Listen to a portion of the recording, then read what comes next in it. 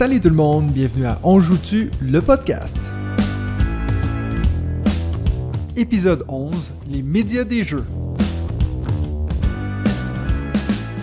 Salut tout le monde, bienvenue au 11e épisode de On Joue-tu, le podcast des jeux de société. Cette semaine, on se retrouve avec David. Comment ça va, David? Salut Mathieu, ça va super bien, merci beaucoup. Salut également à tous les Joutu, parce que je crois que c'est comme ça que tu appelles les abonnés, c'est juste? Exact, mes Joutus. Des Joutus, hein, c'est magnifique. J'ai vu ça l'autre jour, j'ai adoré, c'est super. Et dis-moi... Ouais, à la place de toujours dire les joueurs, joueuses, puis comme ça inclut tout le monde. On est tous des Joutus. C'est parfait. Et déjà 11 épisodes, la semaine passée, c'était la grande fête avec le 10e épisode. Je pense qu'il faudra organiser quelque chose de très grand pour le 100e. Bon, on n'y est pas encore. Hein. Non, encore peut-être une année ou deux. Exactement. Alors, avant de rentrer dans notre premier segment qui est nos découvertes de la semaine, parce que comme d'habitude, David, je sais que tu en auras sûrement 15 découvertes. Deux, pas plus. À peine une. Donc, je vais d'abord faire un retour sur la question de la semaine dernière qui était... Rappelez-vous, sur les jeux narratifs, donc on vous avait posé la question, comment est-ce que vous jouez à vos jeux narratifs? Est-ce que vous jouez tout seul, en groupe ou peut-être avec votre conjointe? Et puis surtout, pourquoi vous avez ce choix-là? La première réponse qu'on a nous vient de Jonathan Kessler sur le groupe Discord. Lui, il nous dit « Je fais la majorité de mes jeux narratifs avec ma femme.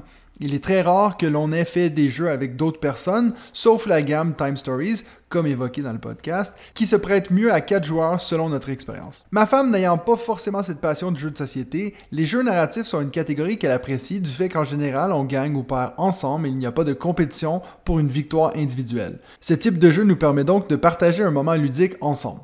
Dernièrement, concernant les jeux sur la thématique des pirates, qui est sympathique, The Last Bottle of Rum, parce que oui aussi on avait parlé du fait qu'on avait presque dû faire un top 5 sur les jeux avec thématique pirate. Donc The Last Bottle of Rum, qui est d'ailleurs un jeu que j'avais entendu parler, mais j'ai pas encore pu tester. Et puis la deuxième réponse qu'on a nous vient de BM sur YouTube, qui nous dit... Personnellement, je préfère de jouer avec mes amis et ma compagne. En tant que rôliste, j'aime partager l'expérience avec un groupe de joueurs. J'ai un gros faible pour les jeux de Plaid Hat Games, donc Dead of Winter, que j'avais mentionné dans l'épisode, et Histoire de peluche, en particulier Aftermath. J'attends avec impatience Forgotten Waters, qui est un jeu de pirate. Et j'ai hâte également d'essayer Oltré, qui va arriver bientôt aussi. Donc, merci à ces deux personnes qui ont répondu à la question de la semaine. David, toi, est-ce que tu as une réponse à cette question? Je sais que toi aussi, tu fais des jeux narratifs. Oui, alors, je fais des jeux narratifs, c'est peut-être un grand mot parce que je m'intéresse beaucoup au genre. J'hésite à faire l'acquisition de quelques-uns, mais j'en ai pas beaucoup. Et finalement, les jeux narratifs auxquels j'ai eu le plus de plaisir à jouer sont des jeux narratifs, mais sans texte, dont un, ou presque pas de texte, on va dire, dont le fameux 7e continent, hein, dont on a déjà parlé, où là, la narration se fait finalement seule, en découvrant le monde dans lequel on évolue, mais où il n'y a pas beaucoup de texte à lire. Et puis également, je mentionnerai Paléo, qui là est un jeu, on va dire quand même un peu narratif, hein, parce que là aussi, comme dans le 7e continent, il n'y a pas beaucoup de texte. Par contre, on comprend ce qui se passe. Il y a toute une histoire, cette survie de jour après jour sur le temps de la préhistoire est vraiment intéressant. Mais voilà, moi j'attends avec impatience Sleeping Gods, même si je ne l'ai pas backé sur GameFound dernièrement. J'y résistais. Donc je pense que ça reste que Benji est le professionnel des jeux narratifs dans le groupe. On a vu sa qualité certain. En termes de professionnel du deck building, mais...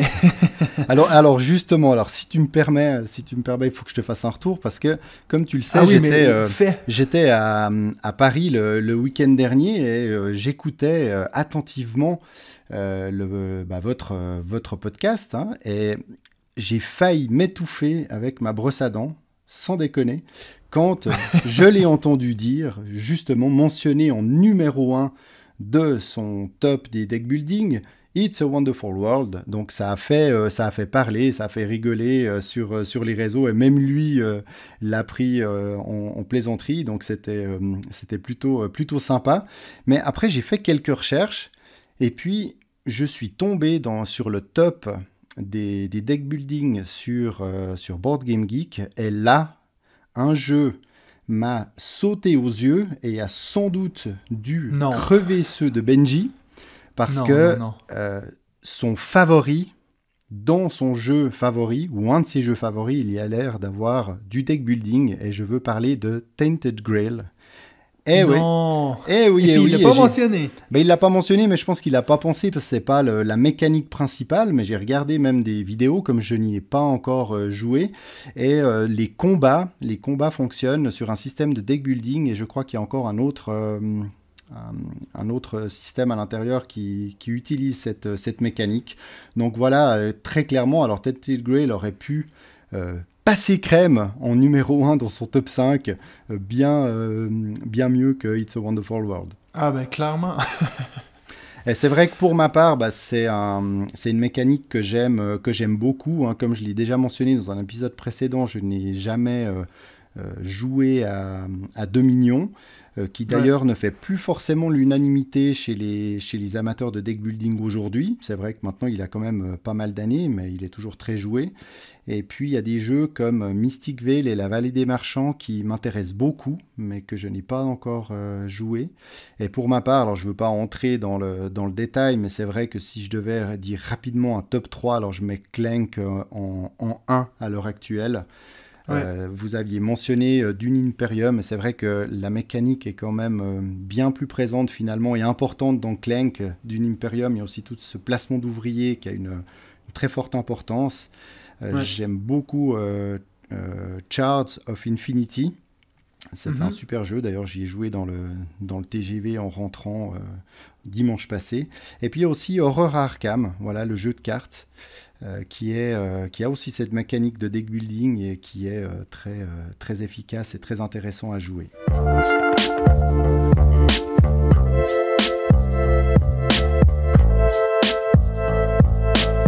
Alors, on va passer maintenant au premier segment, qui est nos découvertes de la semaine. Moi, étant donné que j'en ai qu'une, je vais te laisser commencer, comme ça, moi, je vais me glisser au milieu comme ça. Donc, je te laisse commencer avec ta première découverte, David. Ça marche. En fait, juste une petite explication, parce que les deux jeux, mes deux découvertes de la semaine, et je les ai découverts avec mon ami Romain le week-end dernier dans un bar à jeux parisien. Et ça vaut la peine de le mentionner parce qu'il s'appelle le dernier bar avant la fin du monde. Et c'est vrai qu'avec un nom comme celui-ci, on n'avait pas d'autre choix que d'y entrer.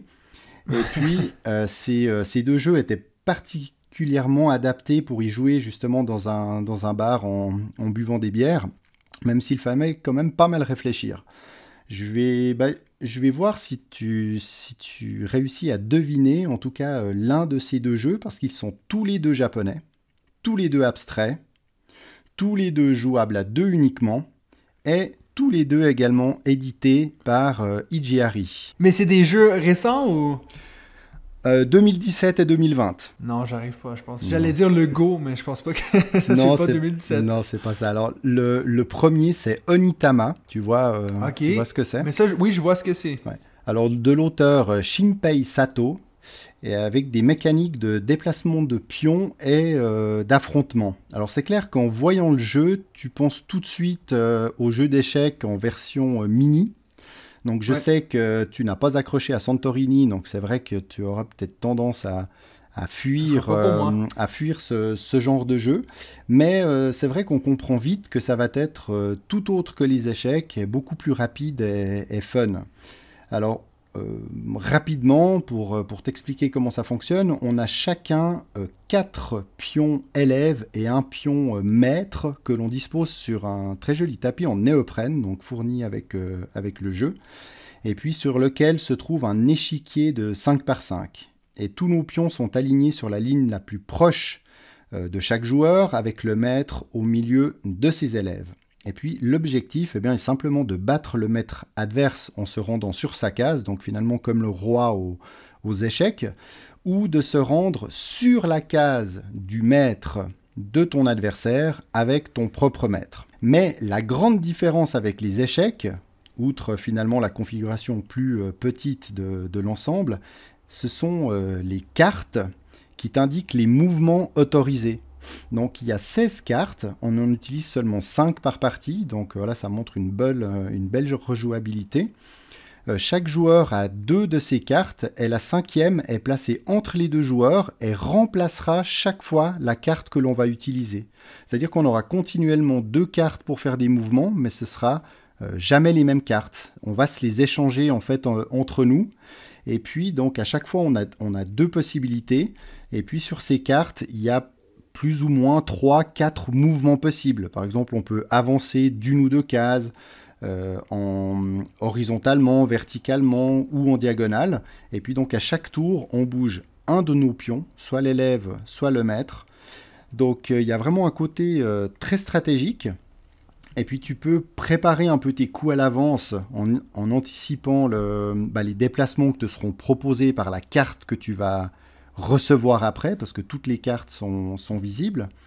Et puis c'était vraiment très sympa. En plus, j'ai gagné les 2 parties qu'on a faites. C'était pas le cas des autres jeux, mais voilà, donc un bon jeu stratégique. Après, c'est vrai, comme je l'ai dit tout à l'heure, si pour les gens qui sont allergiques aux échecs ou même un très bon jeu comme Santorini risque de ne pas crocher sur Onitama. Mais si vous voulez l'essayer, en tout cas, il est disponible sur Board Game Arena depuis quelques temps. Donc voilà, c'est peut-être un bon moyen de se faire une idée. Ouais, parfait. Mais je pense que quand même, comment tu as décrit ça, c'est quand même pas un jeu pour moi. Oui, j'ai l'impression. Mais je suis content que toi, ça t'aille plu, en tout cas. Effectivement, bien aimé. Alors moi, ma première découverte n'est pas vraiment une découverte parce que c'est un jeu qu'on a joué. En fait, j'avais joué avec toi ma première fois. Ça fait un petit moment maintenant, mais ma femme m'a demandé de le ressortir. Donc, j'ai pu le tester à 2 joueurs. C'est Les Piliers de la Mer du Nord. Ah oui. Donc, ce fameux jeu dans la trilogie de la Mer du Nord de Shem Phillips. Je me souviens même plus si j'en avais parlé dans ce podcast comme étant une découverte. Je ne crois pas. On y avait joué ensemble, mais c'est ça, il me semble qu'on n'en avait pas parlé. Hein? Je crois qu'on avait fini sur les 4. Toi, tu avais fini 3e et moi 4e. On avait dit que c'était à oublier. Une belle partie, là. Ouais, donc voilà, j'ai dit je vais le tester à 2 parce que j'hésitais, est-ce que je le vends, est-ce que je le garde dans ma ludothèque. Donc je disais, je vais quand même le tester avec ma femme, voir ce qu'elle en pense. Et puis franchement, j'ai trouvé qu'à 2, je l'ai presque préféré à 2. C'est peut-être parce que j'avais déjà joué, donc j'avais pas besoin de trop réfléchir aux règles et tout. Mais donc c'est un jeu placement d'ouvriers pur et simple. On a un petit viking qu'on va aller placer sur un endroit. Mais ce que je trouve très cool et original avec ce jeu-là, c'est que en plaçant l'ouvrier, on va faire l'action sur la case, mais aussi on est toujours obligé de reprendre un ouvrier sur une case qui est disponible. Donc ça veut dire qu'à chaque tour, on fait en gros 2 actions. Une qui est en plaçant un viking et l'autre qui est en retirant un viking du plateau de jeu. Et puis plus la partie va avancer, il y en a des vikings qui seront de différentes couleurs qui vont débloquer d'autres actions possibles, surtout pour aller piller des villages et des choses comme ça. C'est un jeu qui est très simple à expliquer, très simple à sortir. J'ai vu qu'il y a 2 extensions. Moi, j'en ai une. Je les avais achetées ensemble en seconde main. Il y a quelqu'un qui m'a vendu ça proche de chez moi. Puis, donc, j'ai le Hall of Heroes. Je sais pas comment ça s'appelle en français, mais le Hall des héros, j'imagine. Donc, qui rajoute un joueur en plus, qui rajoute aussi des petits plateaux sur lesquels on va placer nos cartes. Donc, à la place de juste les mettre sur la table comme ça. Je ne l'ai pas testé avec l'extension, à voir si il rajoute un peu de choix. J'avoue qu'à la fin de la partie, ma femme qui jouait pour la première fois, elle a dit j'ai presque l'impression qu'on a déjà fait le tour. Donc je me dis peut-être que je vais déjà assez rapidement mettre l'extension, à voir. Mais je trouve que c'est, comme j'en avais parlé plusieurs fois dans ce podcast, je connais pas beaucoup cet univers-là. Il y a tellement beaucoup de jeux, hein, le Royaume de l'Ouest, la Mer du Nord. Et puis maintenant, j'ai vu qu'ils sont en train d'en créer une autre série maintenant qui est pour l'Ouest. Donc, ils vont vraiment avoir tous les, les points cardinaux. Mais en tout cas, ça me donne bien envie d'aller voir les autres. Mon ami David de la chaîne Professeur Board Game m'avait dit que, en tout cas, dans la série La Mer du Nord, c'est clairement les Piliers qui étaient le seul qui valait la peine. Donc, peut-être pas nécessairement dans celle-ci, mais c'est vrai que ça m'a donné envie d'aller regarder ceux du Royaume de l'Ouest, de l'Est. Ouais, de l'Est, de l'Ouest. Je me souviens plus c'est quoi l'Ouest. Non, c'est West Kingdom. Ah oui, donc c'est l'Ouest. Donc celui qu'ils sont en train de faire maintenant, c'est l'Est, c'est ça, voilà. Donc voilà, donc si vous êtes fan de ces jeux-là, écrivez-moi un petit message pour me dire lequel je devrais tester en premier, si ça vaut la peine d'en tester un dans ces fameux royaumes, si ça vaut plus la peine les paladins, les architectes ou les vicomtes. J'attends votre message. Vraiment, je suis dans la même position que toi parce que c'est le seul que j'ai testé et ça fait longtemps que je voulais m'en acheter un, mais je ne savais pas lequel vu le nombre qu'il en est déjà sorti. Et j'avais posé cette question en commentaire sous une vidéo YouTube. Une personne m'avait répondu, mais en 2 immenses messages avec l'analyse de quasiment chaque jeu, donc je pourrais te faire suivre ça. C'est vrai que j'ai eu un peu ce même ressenti aussi que ta femme quand on y a joué, parce que j'ai trouvé la mécanique de placement d'ouvriers super intéressante, hein, en pouvant déposer un ouvrier et reprendre un autre et donc faire les deux actions. Mais j'ai eu l'impression que ça se répétait. Finalement, c'était quand même assez long, même si on était pas mal dissipé quand on y a joué. Et c'est vrai que ce côté, on y a fait le tour. Je pense qu'on peut améliorer finalement un peu notre stratégie, mais je suis pas certain qu'on puisse y aller très très loin. Donc peut-être que les extensions amènent un peu plus on va dire, de difficulté et de rejouabilité surtout. À voir, ouais. Après, c'est vrai que moi, je suis pas fan de l'idée qu'on est obligé d'acheter des extensions pour rendre un jeu intéressant. Exact, ouais. Mais à voir, quoi. Je suis d'accord avec toi. Alors, ma deuxième découverte, donc ce deuxième jeu japonais, alors il a un titre bien à lui parce qu'il s'appelle RRR, 3R, RRR, qui veut dire Royauté versus Religion, Révolution. Voilà. Ça n'a aucun lien avec le film français où tout le monde s'appelle Pierre. Alors non, ça n'a aucun lien avec, mais c'est vrai que j'y ai assez vite pensé. Alors les auteurs sont Senji Kanai, qui n'est autre que l'auteur de Love Letter, n'est-ce pas? C'est déjà mentionné assez souvent.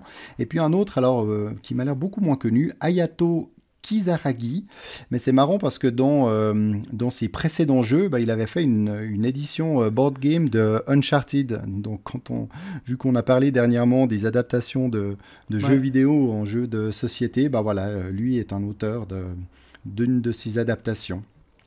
Donc ce jeu-là, il y a quelques ressemblances avec le précédent, mais à mon avis, tu pourrais nettement mieux l'apprécier. Les mécaniques sont de la pose de tuiles et toujours de la conquête. Donc dans ce jeu, la royauté affronte la religion, et puis chaque joueur incarne le leader d'un de ces deux camps. Le but est d'obtenir le plus d'influence grâce à des personnages qui sont représentés sur des tuiles. Il y en a 32, tu en as 7 pour la royauté, 7 pour la religion et 18 neutres, dont seulement 6 sont utilisés pour la partie. Donc de nouveau une bonne rejouabilité sur ce point-là. Le plateau, il contient que 9 emplacements pour poser ces tuiles.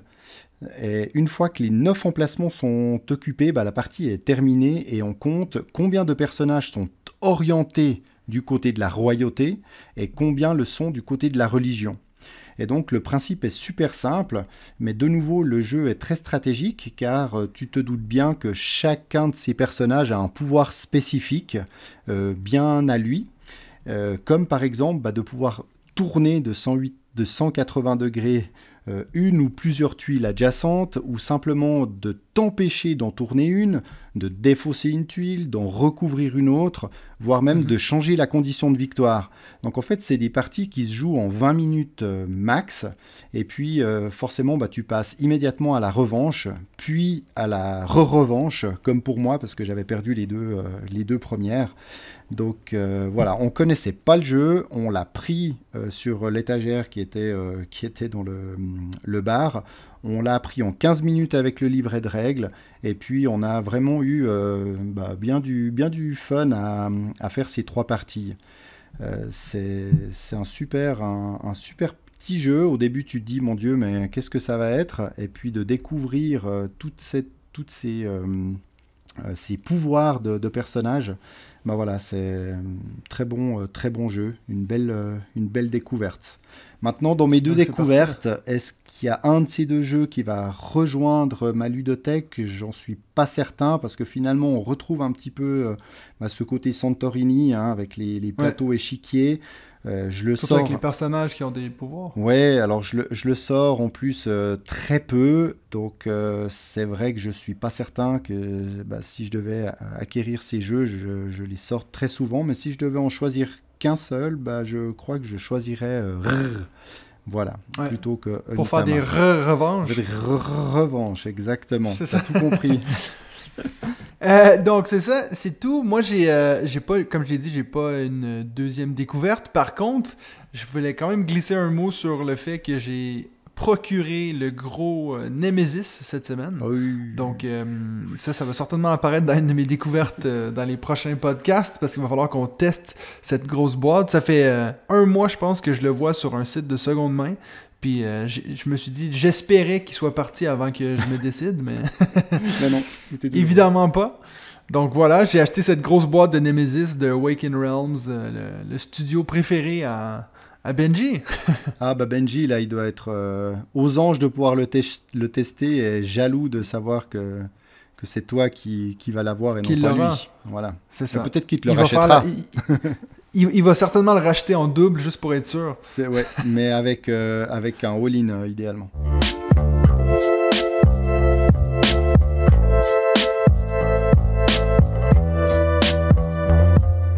Alors, pour notre deuxième segment, on voulait parler de nos sources d'information et puis nos sources d'inspiration, surtout dans mon cas, vu que je suis un créateur de contenu sur YouTube. Donc, on s'est dit que ça pourrait être intéressant de parler, d'avoir une discussion sur comment est-ce qu'on s'instruit sur les jeux, qu'est-ce qui nous fait qu'on est à jour dans les jeux de société. Puis surtout, ça va permettre de pouvoir en parler avec vous, de voir comment vous allez chercher votre information concernant les jeux de société. Donc, je sais pas comment tu voulais procéder, David, parce qu'il y a des bonnes chances qu'on va divulgacher, non? Oui, c'est sûr que si on échange comme ça sur les différentes sources d'informations et d'inspiration, comme tu as dit, de chaînes YouTube, de podcasts, etc., on risque déjà de mentionner tout ce que l'on a prévu de dire dans notre top 5 de la semaine, qui est lié à cette thématique. Donc on peut effectivement attaquer quasiment directement par ce top 5. Mais avant cela, on peut-être juste, je te propose de nous partager peut-être ta façon de consommer ces contenus, peut-être, je sais pas, la fréquence, si tu participes, si tu réagis aussi sur d'autres chaînes, parce qu'on sait que toi, tu as déjà beaucoup de présence personnelle, mais comment tu te comportes par rapport aux autres? Moi, en fait, je passe beaucoup de mon temps libre, en fait, à préparer les prochaines vidéos, à essayer de trouver quelque chose d'original, pas nécessairement faire que des vidéos de comment jouer à certains jeux. Donc, j'avoue que je passe pas énormément de temps sur Internet à chercher des choses, parce que au final, avec mon travail et puis avec la chaîne YouTube, ça me donne pas énormément de temps pour un peu m'instruire sur tout ça. Puis en plus, je dois avouer que depuis que j'ai vous deux dans le podcast, ça m'aide de me dire, eux, ils s'en chargent un peu plus, disons. Oui, alors je t'avouerais que moi, personnellement, cette passion pour les jeux de société m'a ramené pas mal d'années en arrière, quand je travaillais, ou je commençais plutôt à travailler dans le marketing digital, parce que j'y suis toujours, et que je découvrais Twitter, mais ça remonte à très loin. Et finalement, je faisais toute ma veille sur Twitter, et j'y étais vraiment, mais tous les jours, je lisais une quantité d'articles de blog. Donc c'est vrai qu'avec moi, c'est un peu tout ou rien. Et là, c'est un peu pareil pour les jeux de société. Alors c'est vrai que sur un domaine qui est quand même un peu plus ludique, on va dire, que le marketing digital, les réseaux sociaux, etc. Même si tout ça se regroupe, parce que finalement, j'utilise toujours des plateformes sociales pour m'informer. Et c'est vrai que personnellement, je consomme beaucoup de contenu chaque jour, on va dire, principalement des vidéos YouTube, mais également des podcasts et puis des comptes Instagram. Alors c'est vrai que mon compte Instagram, j'ai jamais été un grand Instagrammeur, Et par le passé, j'avais tendance à m'abonner un peu à tout et n'importe quoi, aussi au niveau en lien avec mon travail, mes clients. Alors le fil d'actualité de mon compte Instagram, il m'était pas spécialement intéressant. Et c'est vrai que j'ai fait le ménage là ces derniers mois.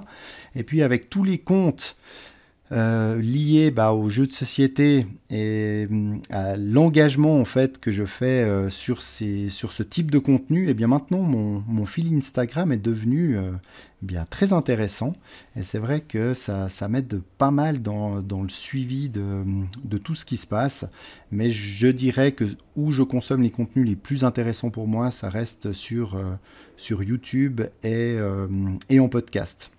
Ouais. C'est vrai que moi, j'écoute, je pense, beaucoup moins de podcasts que toi, parce que déjà, je prends un temps de fou à faire les montages de ces podcasts-ci pendant la semaine, oui. donc je suis un peu tanné d'entendre des voix parler de jeux.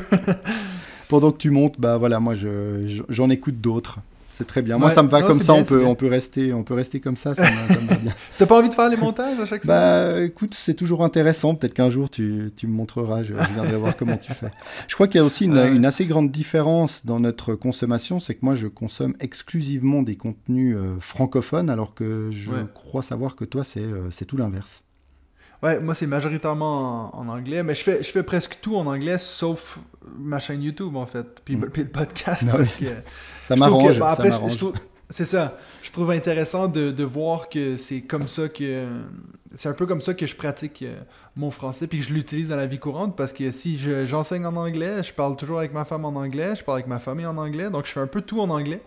Je trouve que c'est intéressant de dire, ok, ben je me professionnalise, tu vois, je suis même pas capable de le dire, un peu en français, donc... Puis il faut aussi se dire qu'en anglais, il y a aussi beaucoup plus de chaînes qui font à peu près ce que je fais, donc je me disais c'est peut-être un petit peu plus dur, plus difficile de se trouver une audience comme ça, puis je me suis dit je vais un peu utiliser mon charme québécois à mon avantage. Ouais, mais t'as bien raison, et c'est vrai que moi, alors bon, non seulement je suis pas super à l'aise dans les langues étrangères, mais finalement il y a déjà tellement de contenu en français, et puis souvent quand je regarde ou j'écoute, je fais quelque chose d'autre en même temps, donc c'est plus difficile à me concentrer si c'est dans une autre langue, et j'ai déjà tellement de peine à suivre cette actualité, à regarder finalement tout ce qui m'intéresse, que ça me suffit personnellement, alors ça me suffit vraiment amplement. Parce que d'ailleurs, j'imagine, c'est comme ça que tu m'as découvert. Mais oui, c'est en passant ton temps sur YouTube que tu as vu mon joli visage, puis tu as dit, lui, j'aimerais bien collaborer avec lui. Alors c'était presque ça, mais c'était pas ton visage. En fait, c'était la mention de ton partenaire 400 coups. Je me suis dit, mais 400 coups, mais c'est une boutique qui est proche de chez moi. Ce Québécois est en Suisse. Que se passe-t-il? Donc je vais lui écrire. Et voilà, c'est comme ça que ça s'est passé. Mais sans cette mention-là, je pense que... sans doute que dans une de tes vidéos, j'aurais fini par comprendre que tu étais pas si loin. Mais c'est vrai que initialement, je pensais que tu émettais depuis le Québec. D'ailleurs, comme beaucoup encore de gens croient, parce que moi, je reçois encore beaucoup de gens qui m'écrivent pour dire « Ah, c'est cool que tu aies réussi à avoir une commandite d'une boutique en Suisse alors que tu es au Québec. » Puis j'étais genre « Non, mais ça serait quoi l'intérêt? » Ouais, ça ferait des jolis frais de port, en tout cas, pour... non, ça c'est clair.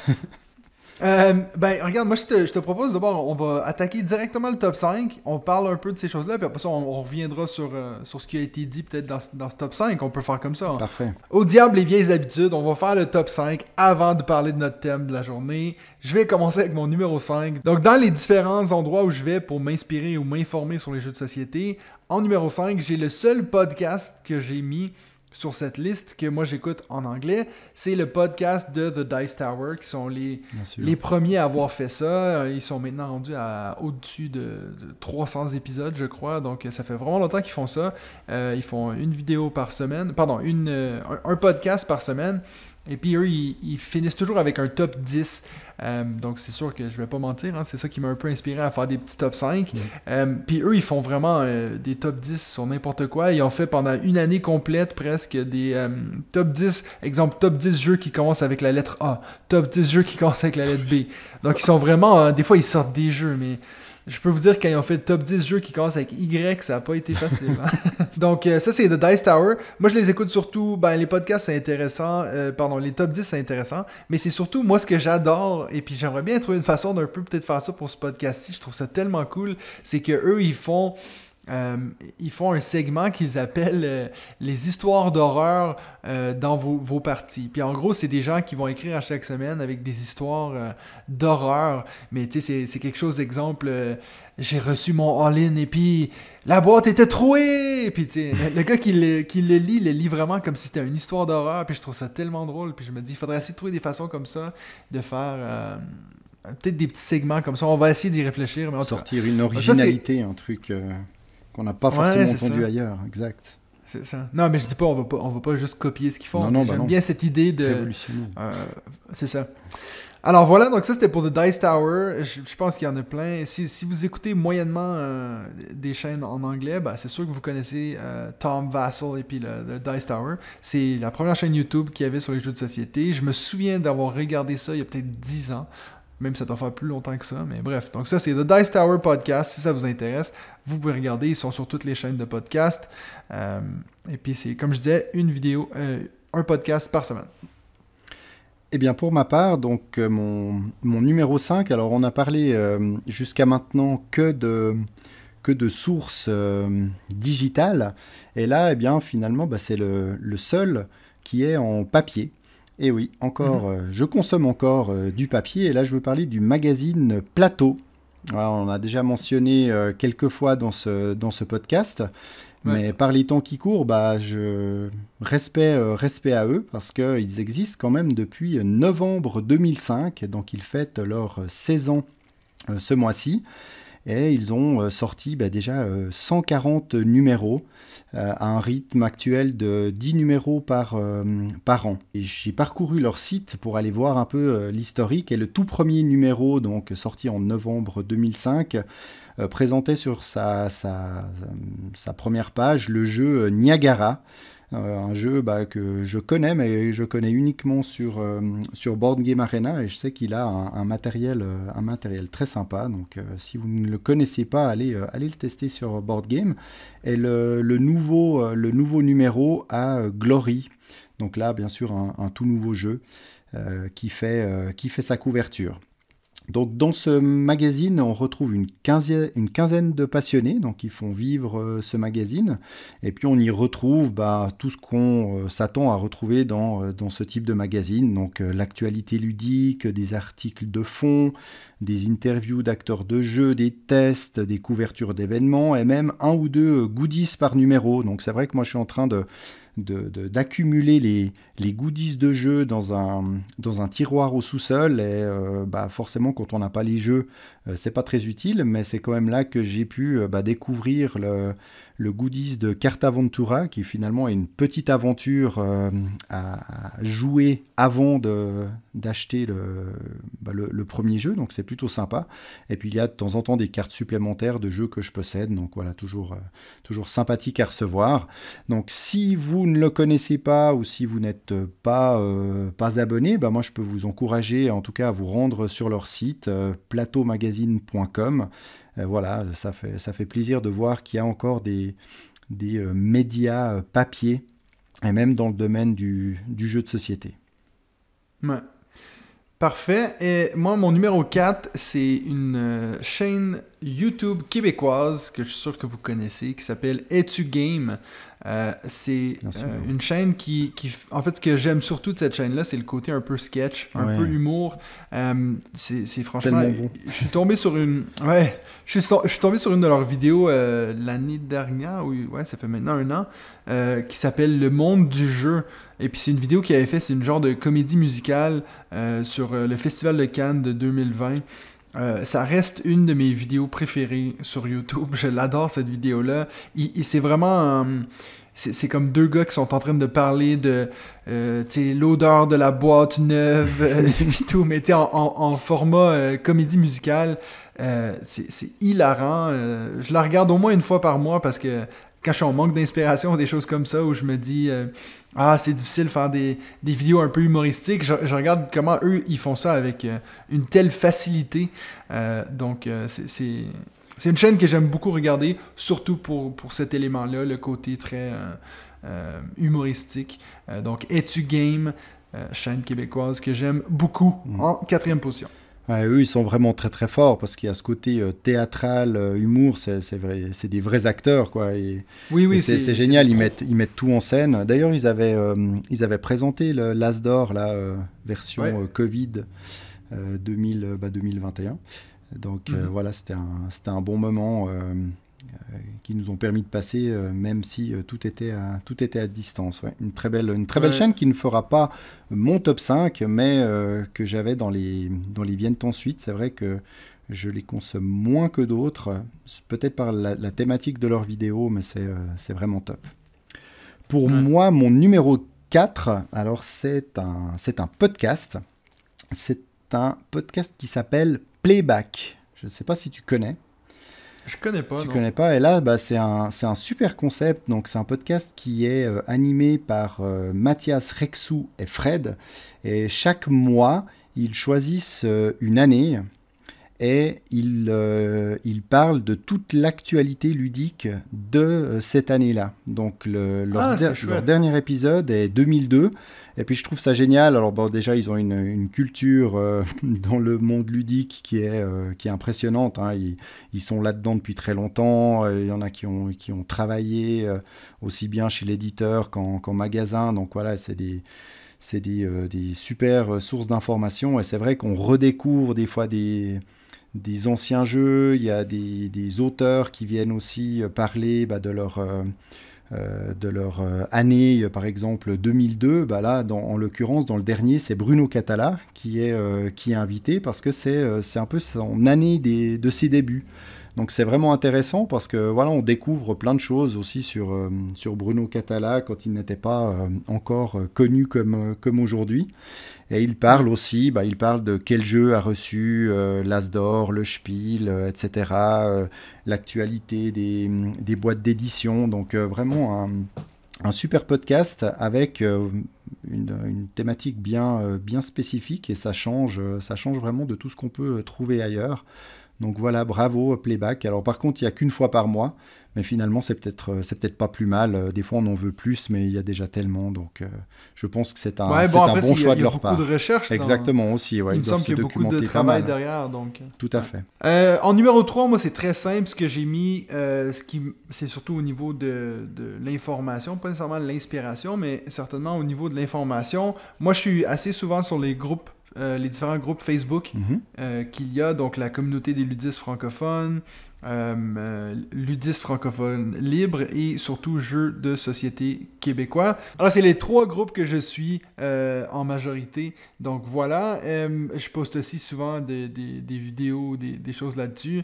Je sais que pour certaines personnes, j'ai eu justement quelqu'un l'autre jour qui m'a mis un commentaire pour dire qu'il aimait bien ma chaîne, mais qu'il était un peu tanné de toujours voir des publicités comme ça sur les chaînes, mais en même temps je lui disais que c'est une des seules façons qu'on peut avoir pour se faire voir, se faire découvrir, et puis surtout moi j'essaie de participer au plus dans le groupe pour pas être juste là pour faire de la pub, parce que c'est pas non plus pour ça que je suis là, c'est pas juste pour ça, mais je trouve que c'est toujours une bonne idée un peu d'aller regarder à quoi les gens jouent, quel genre de questions ils se posent, des choses comme ça. Ça m'inspire des fois aussi pour faire des top 5, des choses comme ça. Donc, c'est pas vrai que c'est que l'information. C'est vrai que ça m'inspire aussi un peu. Donc, voilà. Toi, tu es aussi dans ces groupes-là Oui, j'y suis aussi, mais c'est vrai que j'ai de la peine à suivre. Il y a tellement de choses qui se disent. De temps en temps, il y a des questions. Ouais. Je me dis, tiens, je pourrais répondre ça. Puis je regarde, il y a déjà 432 réponses. Puis je me dis, moi, sans doute que ce que j'avais l'intention de répondre doit bien se trouver par là-dedans.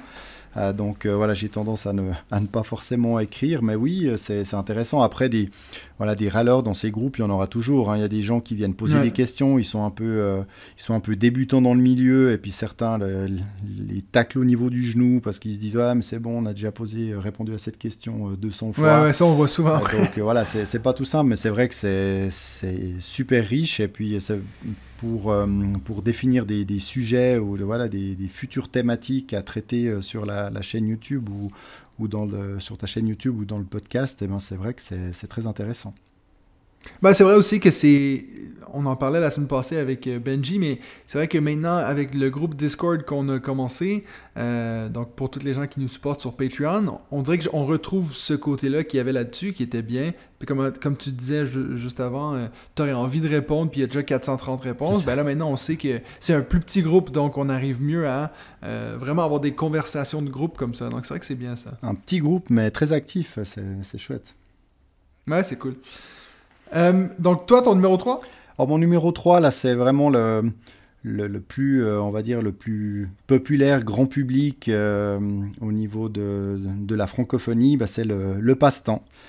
Hein, Ouais. le passe-temps, voilà, magasin à Toulouse, avec tous les collaborateurs, enfin je suppose, qui s'impliquent énormément dans la création de contenus digitaux, et c'est ça que je tiens à signaler et que je trouve impressionnant, parce que ce sont des gens qui travaillent à la boutique et qui aussi passent beaucoup de leur temps à créer du contenu, et le rythme de publication, que ce soit sur YouTube, Instagram ou autre, est impressionnant. Donc voilà, le passe-temps, qu'est-ce que c'est? C'est 2 chaînes YouTube avec Ouais. un Simon qui est toujours en très grande forme.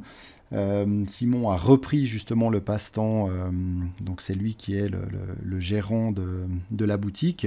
Et il y a un compte Instagram qui est géré par Rachel, et elle, je ne sais pas comment elle fait, mais tous les jours, il y a des nouveaux tests sur Instagram. Ça veut dire que tous les jours, elle apprend des nouveaux jeux, tous les jours, elle fait des chouettes photos pour ses jeux, elle écrit Wow. ses avis, etc. Et même les autres, même Simon, dans les vidéos, quand on les voit les deux ensemble, il rit parce qu'il ne sait pas du tout comment elle fait. En plus, voilà, elle a une famille. Je pense que toute la famille là, est mise à contribution, c'est clair.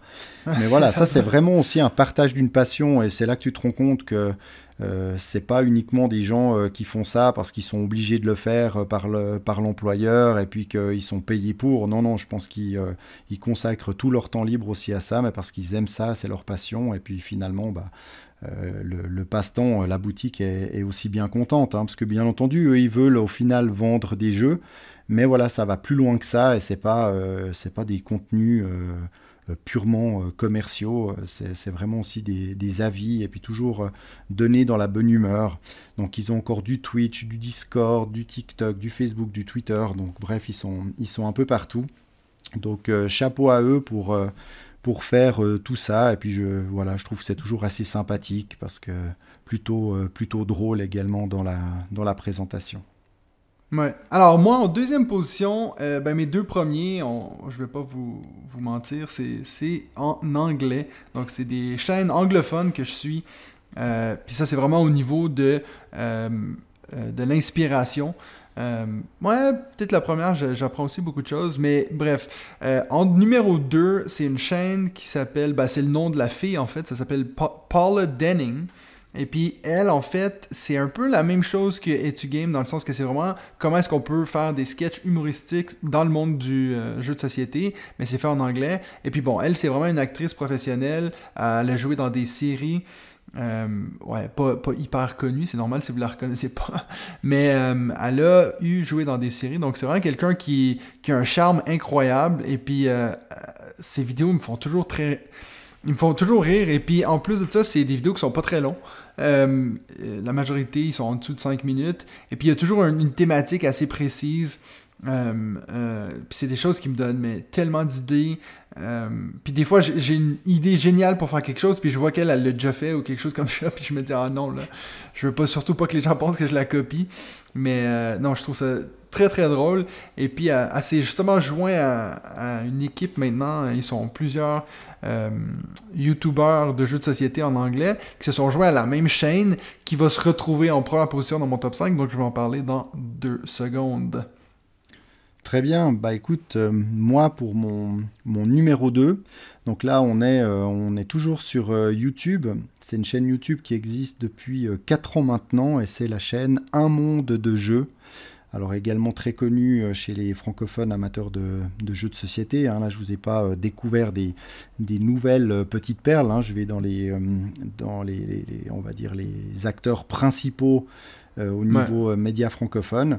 Ce ce que j'apprécie en fait chez eux, c'est que c'est un peu tout l'inverse finalement du passe-temps, où là, le passe-temps, on disait, on a à faire un magasin avec les employés, puis là, le monde de jeu, on a vraiment deux passionnés accompagnés par d'autres personnes, et la conjointe de Martin, donc le personnage, on va dire, principal de la chaîne. Et eux, c'est vraiment des purs amateurs qui faisaient une petite vidéo en plus de leur travail, et ils sont en train de professionnaliser cette chaîne pour peut-être un jour ne faire plus que ça. Hein. Je sais qu'ils ont quand même passablement baissé leur activité principale pour qu'elle vienne quasiment secondaire derrière cette activité d'un monde de jeu.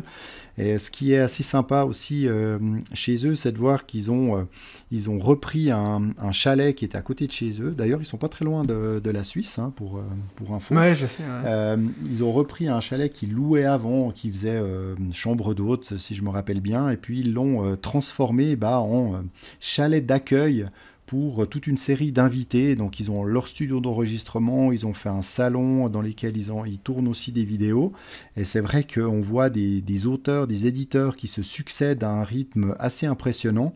Et ils tournent et diffusent à un rythme assez effréné, parce que là on est j'ai regardé 3, 4, voire jusqu'à 7 vidéos par semaine. Je crois que la semaine dernière il y avait 7 vidéos.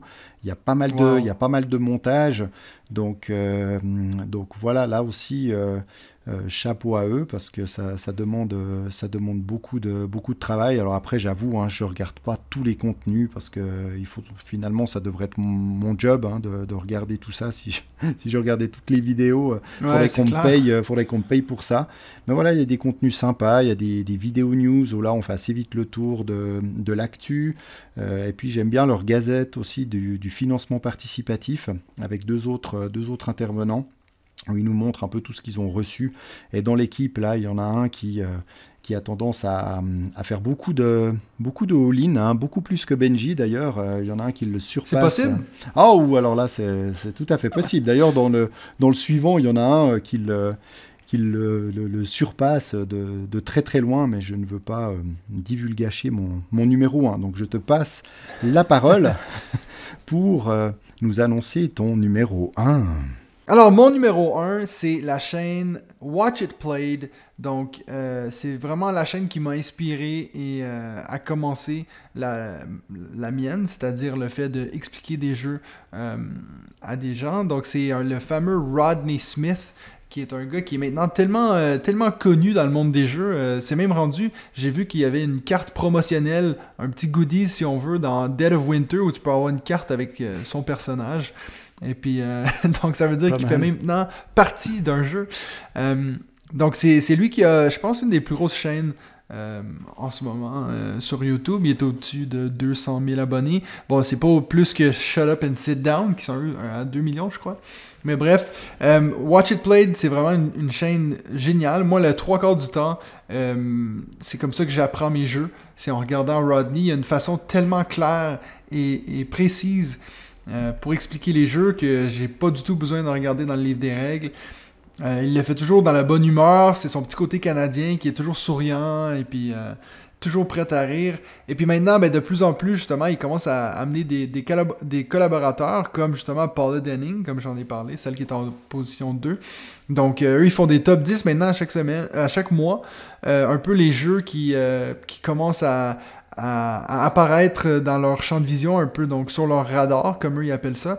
Et puis ça c'est franchement une de mes sources pour des jeux que je me dis est-ce que ça vaut mon attention et tout. Je vais souvent regarder ce qu'eux ils en pensent.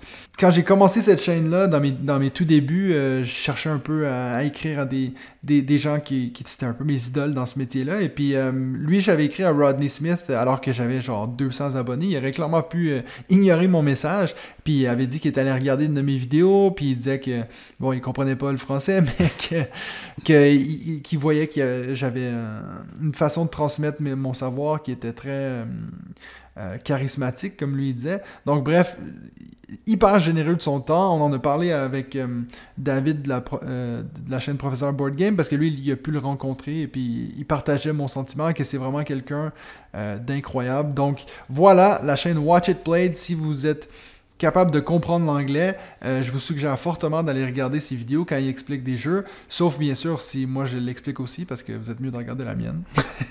Ouais, mais justement, j'allais te dire, t'as dû pas mal apprendre aussi de cette chaîne-là pour ta façon d'expliquer des règles, hein, parce qu'on peut penser que c'est un exercice facile, mais moi je le vois en expliquant très régulièrement des règles de jeu à des amis, c'est loin d'être simple, et c'est vrai que tes explications sont ultra claires.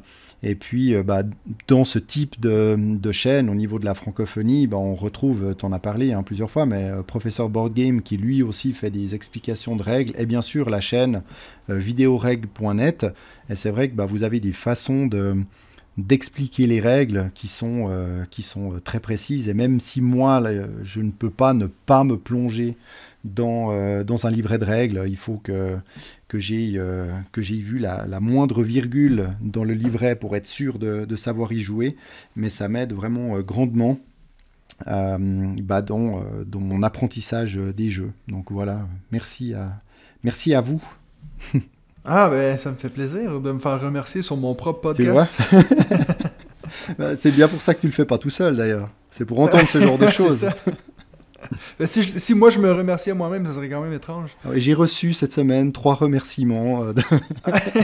Le premier de ma femme, le deuxième de mon chien.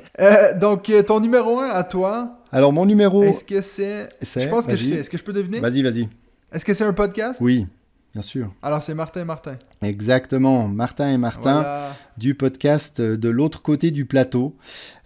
Podcast hebdomadaire, donc 26 épisodes à ce jour. Alors ils ont aussi un rythme d'un par semaine, donc ça va être difficile de les rattraper s'ils ne s'arrêtent pas.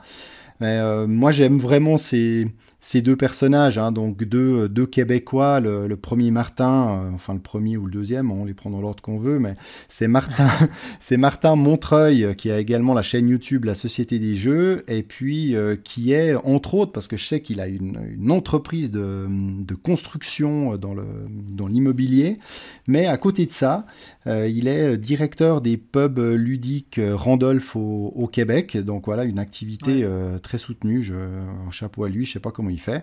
Et puis Martin Lafrenière, lui, on comprend tout de suite comment il fait pour avoir un peu plus de temps, c'est parce que tout comme toi, il est prof, voilà. Donc, donc lui aussi, il a 6 mois de vacances par année. C'est exactement ça.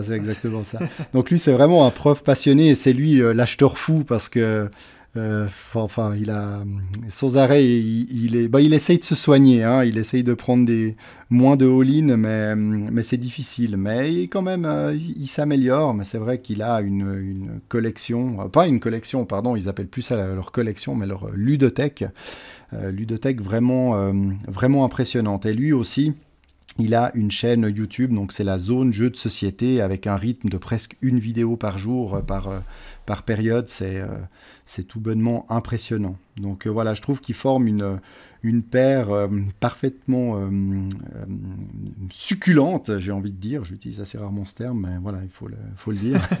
Donc leurs deux chaînes, elles sont très sympas. J'apprécie beaucoup leurs vidéos, mais leur podcast, justement, du fait qu'ils soient ensemble, j'aime l'écouter lors de trajets en train ou en voiture. Ma femme aussi aime bien, quand on est en voiture, écouter leur podcast. Et puis c'est vrai qu'on rit beaucoup. Alors oui, il y a leur accent, hein, qui, comme tu le sais, on adore ça par ici. Et puis c'est vrai que cet accent québécois, plus leur humour, c'est vrai que Martin Lafrenière est très drôle. Donc voilà, on passe des bons moments. Après, le contenu n'est pas d'une grande originalité, hein. Il y a leur actualité ludique, il y a l'actualité des plateformes de financement collaborative, il y a des réponses aux questions des auditeurs, mais en fait c'est leur façon de présenter tout ça, et puis de leur complicité qui est juste parfaite, finalement un peu comme la nôtre d'ailleurs. Donc voilà, bien sûr, on peut s'y comparer. C'est à mon tour de te complimenter. Non, pas du tout, non, je n'aime pas. Après, je sais plus où me mettre, il faut que je me cache. Mais... Bon, puis dernière info sur leur podcast, il sort aussi d'ailleurs le vendredi, tout comme nous, et puis ils fonctionnent en alternance, c'est-à-dire qu'ils ont une semaine sur deux une face A de plus de 3 heures. Donc là, on va dire que c'est la face avec moi, et puis une face B, parce que B comme Benji, qui vient l'autre semaine et qui, elle, est plus courte, un peu plus d'1 heure. Et c'est vrai que certains, je sais que toi, quand c'est des longueurs comme ça, t'es pas fan, mais c'est vrai que finalement, on est en transport en commun, on a un peu de temps. Et oui, il y a un élément que je n'ai pas dit, c'est que alors à chaque fois que je regarde des vidéos YouTube sur cette thématique-là, ou que j'écoute des podcasts, je vous rassure, je ne le fais pas sur Netflix, j'accélère toujours un petit peu la vitesse, c'est-à-dire que je mets en 1.2 ou 1.25 en fonction de la plateforme, parce que je trouve que ça reste tout à fait audible. On n'a pas l'impression que c'est accéléré, et puis voilà, on gagne un petit peu de temps, donc c'est pas plus mal. Donc voilà, c'était mon numéro 1, parce que j'ai toujours autant de plaisir à les retrouver chaque semaine. C'est quand même incroyable de se dire qu'il y a Martin de la Société des Jeux, Martin de la zone de jeu et puis Martin de un monde de jeu. Ouais, il y a les Martins là. Il y a 3 Martins pour 3 zones et puis plein de Martins, plein de professeurs dans ce milieu. Il y a quelque chose. Il faudrait creuser. Tiens, peut-être une prochaine thématique. Tu pourrais faire avec Benji, parce que je suis pas sûr que ça va me motiver plus que ça. Les profs et les jeux. C'est ça. Ouais, non, finalement, je vais bien aimer, je crois, parce que j'en connais un aussi. Un ami très proche qui est dans cette situation, donc ça serait parfait.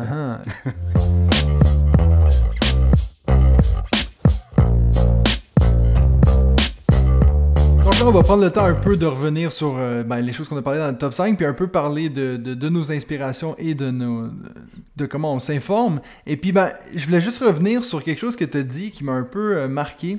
Quand tu disais que, justement, dans ton numéro 2, je crois, oui. C'était quoi déjà ton numéro 2? C'était Martin de Un monde de jeu. Mon numéro 2, c'était Un monde de jeu, exactement, oui, tout à fait. Exact. Puis tu disais comme quoi, eux, ils étaient sur le bord d'enfin réussir à pouvoir faire ça à temps plein. Je me disais, c'est quand même fou de se dire que, tu vois, Un monde de jeu, c'est une des plus grosses chaînes YouTube francophones, on est d'accord? À part... le passe-temps. Alors il y a le passe-temps. Après, c'est vrai que j'ai pas comparé tout le monde. Après, je ne pense pas qu'ils pourraient totalement arrêter ce qu'ils font à côté, en tout cas pas tout de suite, mais en tout cas ça devient, ils en parlaient, ils ont un rendez-vous en principe hebdomadaire tous les lundis à 13h, ils appellent ça l'heure de la sieste sur Twitch. Et si je dis pas de bêtises, c'est dans ce format-là, une fois qu'ils expliquaient un peu leur organisation. Et c'est vrai que Martin, lui, il est illustrateur, il est dessinateur, donc il fait des dessins pour le journal L'Équipe. Il fait d'autres dessins aussi pour Philibert. On voit de temps en temps ses dessins un peu à gauche, à droite. Donc ça, il n'a pas arrêté. Et je pense que sans ça, il aurait encore un peu de peine. Mais en tout cas, il consacre de plus en plus de temps aux jeux de société. C'est là que je voulais en venir, c'est de me dire, c'est fou de se dire que même les plus grosses chaînes n'arrivent pas à dire, ok, je peux me consacrer que à ça. Parce que moi, je peux vous le dire, en tant que quelqu'un qui fait ça, ça prend un temps mais de fou. En plus, oui, du temps physique, mais aussi un temps que tu es toujours en train de réfléchir à ça. Moi, quand je dors, je suis toujours en train de penser à mais ça, pour cette vidéo-là, je pourrais faire comme ceci. Donc, c'est vrai que de se dire, c'est un peu dommage quand on se dit le nombre de chaînes YouTube qui ont rapport avec les jeux vidéo qui peuvent... vivre de ça, tu sais, puis que nous, on a vraiment de la peine, surtout dans le monde anglophone. Après, ce qui est cool avec le passe-temps, c'est qu'ils ont réussi à vraiment jumeler ça avec ce qu'ils font, c'est-à-dire leur boutique de jeux. Donc, je pense que c'est ça qui les a permis à, justement, produire des vidéos de qualité, donc un contenu de qualité, tout en... pas être obligé d'arrêter leur job, parce que leur job a un lien avec ça. Donc ça, je trouve que c'est génial pour eux, mais c'est fou de se dire que... on n'a nulle part à aller financièrement avec ça. Parce que oui, c'est sûr, vivre de notre passion, c'est très cool, mais ça serait cool aussi de se dire, je peux... en ce moment, faire ce que moi je fais, qui est de réduire son pourcentage au travail, pour pouvoir faire plus de ma chaîne YouTube, c'est sûr que je suis en train de perdre de l'argent. C'est triste de se dire que ça, c'est le cas. Il faudrait se dire, qu'on puisse faire ça, ça pourrait être cool. Exactement, ouais, bah, faut que tu demandes à ta femme de travailler plus pour gagner plus, et comme ça, toi, tu peux gagner moins en vivant des jeux de société. Ça peut être une Ben bonne écoute, je solution. sais que toi, tu viens à la maison demain, donc je te laisse lui en Ah parler, bah oui, toi. exactement. Très bien, j'en profiterai à mon arrivée, ça va mettre de l'ambiance tout de suite. Ouais, ouais. Elle va tout de suite te dire d'aller te cacher dans la salle de jeu. Il est là-bas, c'est bon. Et, et puis, ben, moi, je voulais aussi un peu parler de... Bon, encore une fois, c'est malheureux pour ceux d'entre vous qui n'ont aucune idée du monde anglophone des jeux de société, mais je vais quand même glisser 2-3 mots sur des chaînes que j'ai pas mis dans mon top 5, mais que j'aime beaucoup. Il y en a une que j'ai découvert très récemment, que je trouve géniale. Alors ça, même si vous comprenez pas ce qu'il dit, ça vaut la peine d'aller jeter un coup d'œil. Il s'appelle Tim Chuan, donc C-H-U-O-N. Et puis en fait, lui, ce qu'il fait, c'est que c'est quelqu'un qui était un fan de la vidéographie en général, donc il créait vraiment des vidéos un peu cinématographiques. Et puis ben, maintenant, il a jumelé ça à son amour des jeux de société. Donc par exemple, moi je l'ai découvert à travers sa vidéo sur Red Rising, et puis ben, il a fait tout un intro qui dure genre 3 minutes, puis ça présente vraiment le jeu, tu sais, il n'y a pas de parole, c'est vraiment juste avec de la musique et tout, puis c'est tellement beau. On dirait que tout d'un coup, tu trouves ton jeu tellement plus beau.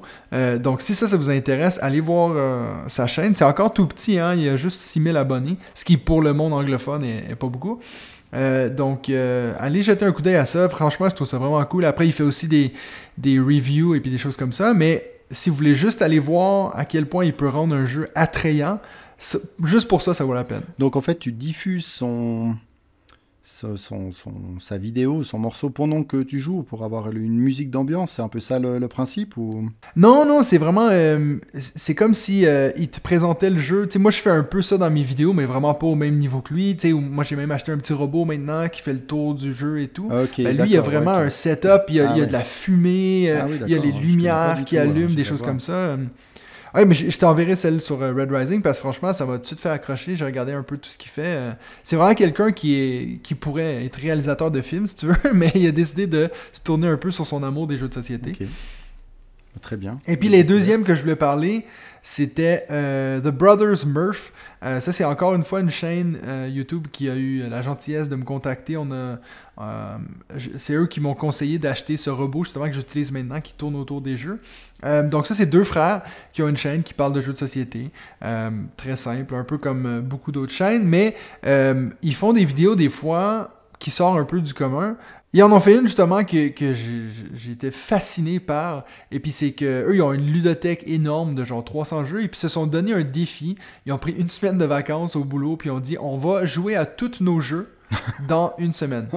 Donc ça veut dire que, et puis ben, la vidéo, je sais pas comment ils ont réussi à faire ça, hein, parce que la vidéo elle dure peut-être 30 minutes, et puis ça montre vraiment, tu sais, en accéléré tout, eux qui jouent à tous leurs jeux, puis toute la logistique qui est derrière est tellement intéressante de voir, tu sais, ils se sont dit, ben comment est-ce qu'on peut faire pour arriver à jouer à tous nos jeux en une semaine. Ben alors ces jeux-là, il a fallu qu'ils regardent toutes les règles une semaine avant pour être prêts. Comme ça, ils posent les jeux et tac, tac, tac, ils les attaquent direct. Mais j'allais dire, moi, il me faudrait déjà une semaine rien que pour réapprendre un peu toutes les règles avant de pouvoir y jouer. Donc, je vois que. Ouais, qu'ils ben l'ont tu vois, fait. c'est justement ce qu'ils faisaient. Et puis, ben, ce qui est super intéressant, c'est que, ben, tu sais, comme je sais que toi, tu fais aussi comme moi, David, de écrire toujours nos statistiques une fois que les parties sont finies. Puis eux, ils ont fait ça aussi. Donc, à la fin de la semaine, ils ont pu dire, ben, quel jeu a été joué le plus rapidement. Ils ont fait une partie de salade de points qui a duré 1 minute 30. Donc, ça a été le plus rapide. Et puis, ben, vu qu'ils ont joué à tous leurs jeux en ordre alphabétique, eux, ils étaient tellement dans le stress parce que un de leurs plus gros jeux, c'est War of the Ring, donc ce gros jeu de guerre dans l'univers du Seigneur des Anneaux. Et puis, donc, ils ont dû vraiment se dépêcher pour que le dernier jour, ils aient le temps de jouer à ce gros jeu qui leur a pris, je pense, 3h30. Puis ça, c'est en jouant très vite, donc vous pouvez imaginer à quel point c'est long. En tout cas, c'est une vidéo qui est super intéressante, mais oui, là, bien sûr, il faudrait comprendre l'anglais, sinon vous allez manquer certaines choses. En plus, c'est deux gars qui ont l'air super sympathiques. Ils ont ce genre d'énergie que quand tu les regardes, tu te dis « Ah, mais moi, j'aurais envie d'être ami avec eux, de jouer à des jeux avec eux. » Donc voilà, ça, c'est The Brothers Murph. Aussi une chaîne qui est assez récente, je pense. Ils ont commencé à peu près en même temps que moi, je pense. Donc ça fait maintenant peut-être 2 ans. Bah, par contre, alors moi, je ferai pas une partie de salade de points avec eux parce qu'alors 1 minute 30, c'est le temps déjà qu'il faut pour distribuer les cartes. Donc... Ouais, c'est ça. Oui, bah moi un peu comme toi. Alors c'est vrai que il a fallu faire un choix comme dans tout top, mais il y avait quand même quelques mentions que j'ai envie de faire à d'autres acteurs médias comme Trick Track, hein, parce que c'est vrai que Trick Track c'est un peu le board game geek français, et c'est vrai que leur chaîne YouTube, ils ont revu quand même pas mal leur contenu, leur façon de faire, et il y a des vidéos de très bonne qualité, et puis c'est vrai que là on a affaire à des encyclopédies du jeu de société, et franchement il y a ce qu'ils appellent leur Expli Party, qui est très sympa, des vidéos courtes sur un jeu, leur avis qui est donné, ils donnent des notes pour différents paramètres du jeu. Donc c'est vraiment sympa, quelques parties aussi filmées, dont une dont j'avais parlé pour Seven Wonders Architect, qui était vraiment fun. Donc il y a aussi une bonne ambiance sur leurs vidéos.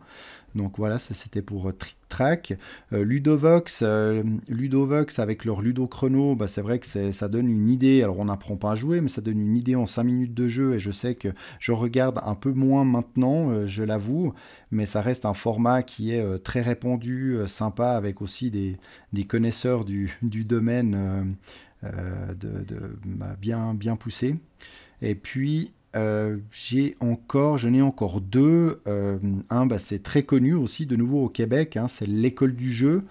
Dans l'école du jeu, oui, avec JP Doyon. Hein. Voilà, exactement. Maintenant, ils sont plus que les deux, hein, JP et Sylvain. Et le format que j'aime tout particulièrement à l'école du jeu, c'est le format de Sylvain, Throwback, où il revient sur le même mois, mais de l'année précédente. Et ça, je trouve intéressant, parce que quand on a toujours ces tops du mois qui vient tout juste de se terminer, on a des tops, mais finalement, moi, j'ai pas encore les jeux, donc oui, ça donne des idées, mais après, ils nous demandent notre avis, à quel jeu vous avez joué, quel est votre préféré, puis en fait, comme j'en ai aucun, il y a une certaine frustration, alors qu'avec justement ce retour en arrière, c'est assez intéressant, parce que là, on voit vraiment quels jeux aujourd'hui ont 1 an d'existence, et puis quelle place il a encore chez Sylvain, lesquels il a vendus et lesquels il a gardés.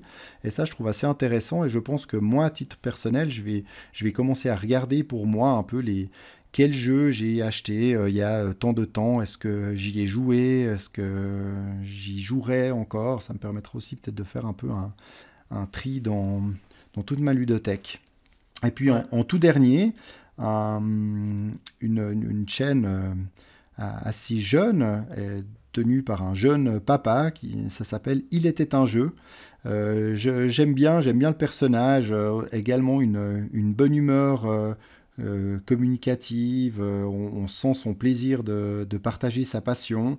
Il a aussi une bonne qualité de vidéo, et puis un bon compte Instagram. Donc voilà, il n'était pas dans le top 5, mais j'avoue que j'apprécie tout particulièrement la personne, qui m'a l'air fort sympathique, et puis qui se donne aussi du mal à faire des contenus de qualité, avec une bonne image et un bon son, ce qui n'est pas toujours le cas parfois de certaines plus grosses chaînes. Alors pas forcément des chaînes qu'on a mentionnées ici, mais c'est vrai que certains, on se dit ils pourraient améliorer un petit peu, surtout les qualités du son. Quand le son n'est pas là, l'image ça va, mais quand le son n'est pas bon, c'est tout de suite problématique. Ouais, on pardonne mieux une image que le son. Exactement.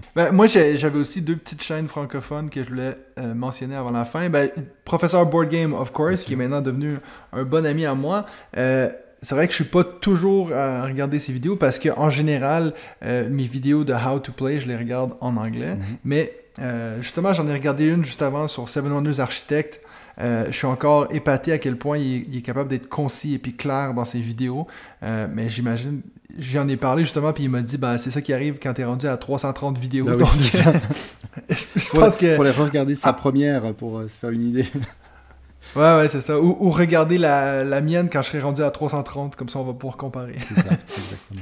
Et puis la deuxième, c'était vite quelqu'un qui est, je pense que tu dois pas connaître, David, mais c'est une fille qui est une influenceuse, disons, qui est surtout sur Instagram et puis qui a fait beaucoup de vidéos YouTube. Moi, j'aime assez ces gens qui se prennent pas trop au sérieux, qui sont assez humoristiques comme ça. Donc Fanny Fick, je sais pas si ça te dit quelque chose. Fanny, c'est le nom de sa chaîne aussi ou... Ouais. Elle s'appelle Fanny, elle, et puis ça s'appelle Fannyfique, comme magnifique. Et puis, elle, en gros, c'est vraiment pas que des jeux de société, mais il y a toujours, au moins une fois par mois, on va faire une vidéo sur un top 5 jeux à prendre en vacances et tout. Et puis, c'est souvent vraiment fait dans la bonne humeur. C'est vraiment quelqu'un qui a beaucoup de charme, beaucoup de charisme, donc et puis qui est aussi très très drôle. Elle a fait des vidéos, il y a une de ses vidéos sur sa chaîne YouTube qui me fait tellement rire, et puis c'est si, exemple, YouTube était une personne, et puis tu vois, c'est l'algorithme qui tout d'un coup commence à t'ignorer, puis elle est genre, mais je pensais qu'on était potes, et puis non, bref, c'est vraiment très très drôle. Donc, si vous voulez la suivre, elle est très active sur Instagram et YouTube, et puis maintenant elle a même une chaîne Twitch où elle fait des parties en live, donc à vous d'aller regarder ça. On vous a donné plein de bonnes idées, là, cet épisode-ci. Bah oui, et là on a fait plus qu'un top, hein, finalement, plus qu'un top 5. On a donné toute une série d'autres infos.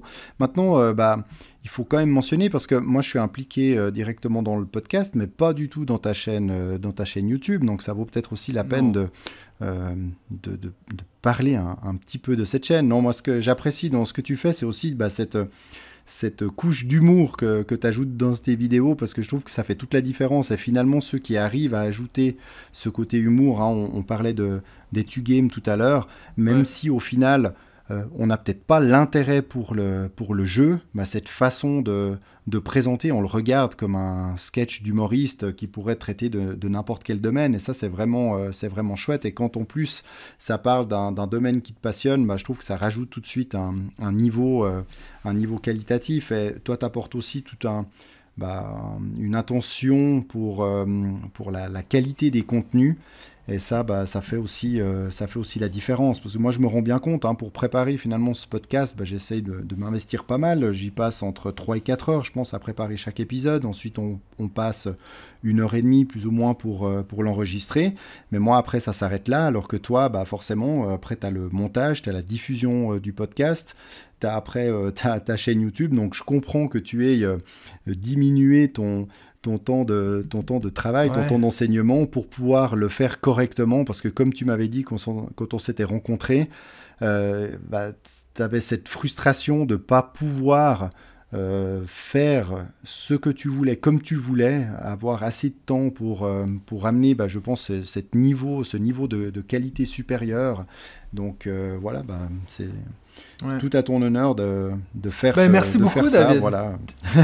Tu viens de passer devant Benji, là. Je sais pas ce qu'il va falloir qu'il dise la semaine prochaine. Là, je sais, je lui mets la pression. Vas-y, Benji, il va falloir bien préparer le prochain épisode. Il va arriver avec un gâteau ou un cadeau, la prochaine épisode. Il va peut-être te proposer la thématique de l'amour dans les jeux de société, un truc. C'est ça. Les jeux avec une thématique autour des fleurs, des plantes, ou des chiens d'ailleurs, parce que là... il sait que j'aime ça, hein. Ça, tout le monde le sait. Donc, juste avant de partir cette semaine, on va vous lancer la question de la semaine. Alors, pour la question de la semaine, on voulait savoir quelles sont vos sources d'informations. C'est où est-ce que vous allez, bien sûr, à part la chaîne On Joue-tu. Hein? J'espère que si vous êtes en train de répondre à la question, c'est que vous êtes fan de la chaîne. Mais où est-ce que vous allez voir ailleurs? Et puis aussi, est-ce qu'il y en a comme moi qui font les deux, c'est-à-dire qui regardent en anglais et en français? Et puis si vous en avez des chaînes anglophones aussi, vous pouvez les inclure dans votre réponse. Puis nous, on va regarder ça la semaine prochaine. On va essayer de voir c'est quoi les chaînes qui sortent le plus souvent. Et puis on regardera tout ça ensemble. Parce que la semaine prochaine, on sera les 3, n'est-ce pas? Mais attends, c'est vrai, c'est la semaine prochaine déjà? Ah, c'est magnifique. Ouais. Ça promet un bel épisode. Donc on va pas vous divulgacher le thème de la semaine prochaine. Ce sera à vous de voir la semaine prochaine sur un prochain épisode de... Soldaten, on joue-tu?